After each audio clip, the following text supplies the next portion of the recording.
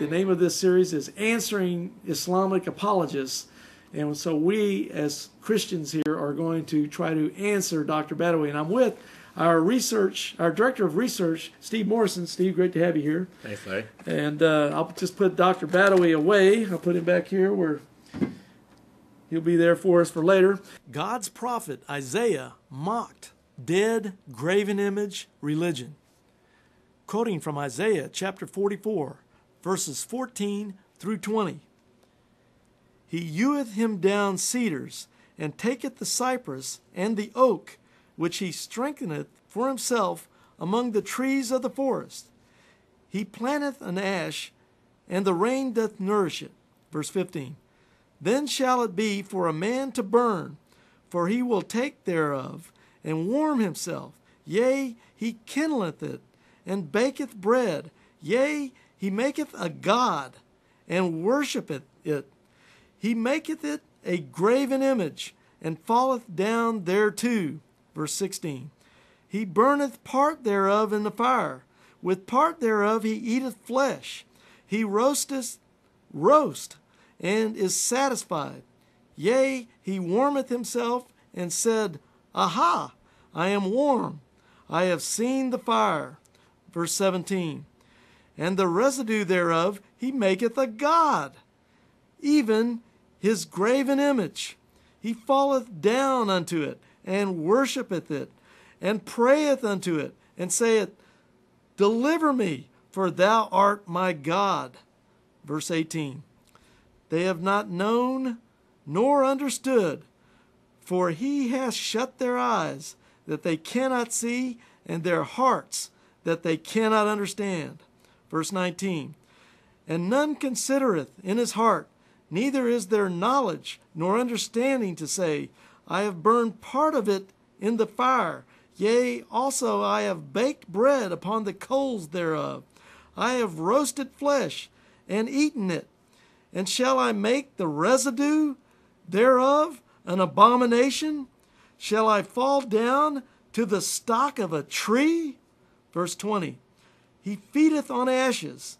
A deceived heart hath turned him aside, that he cannot deliver his soul, nor say, Is there not a lie in my right hand?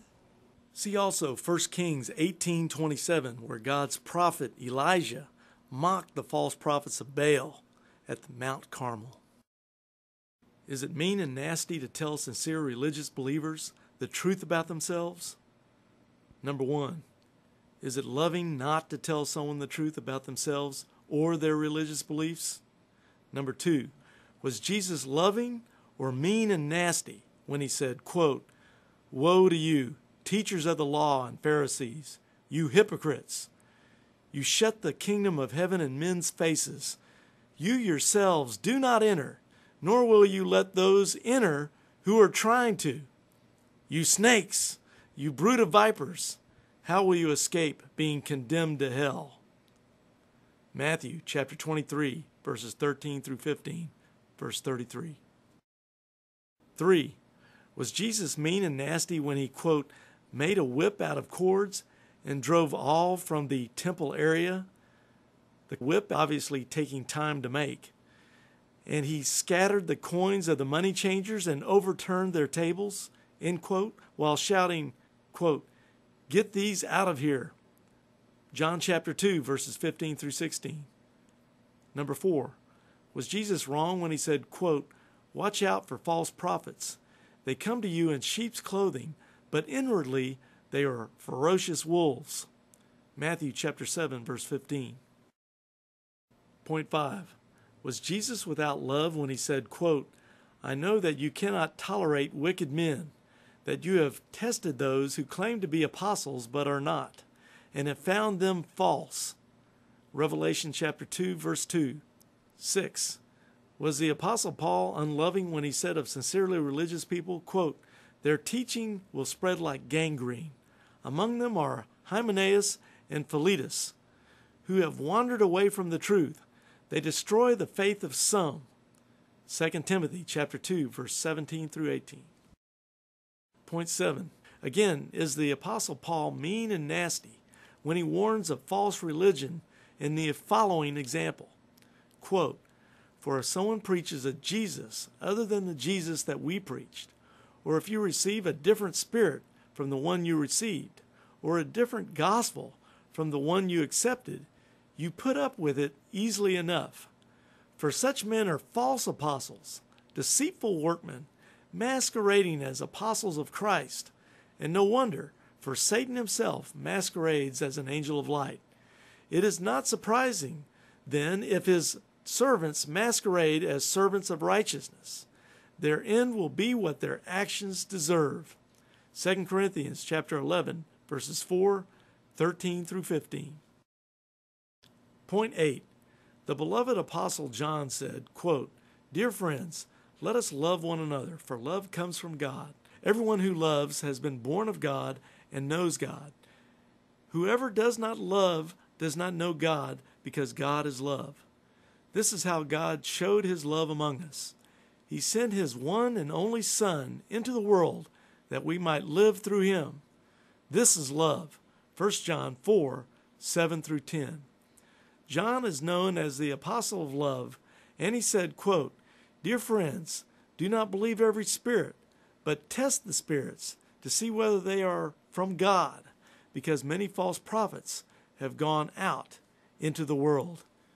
1 John 4, verse 1. Point 9. The Apostle John also said, quote, "Anyone who runs ahead and does not continue in the teaching of Christ does not have God. Whoever continues in the teaching has both the Father and the Son.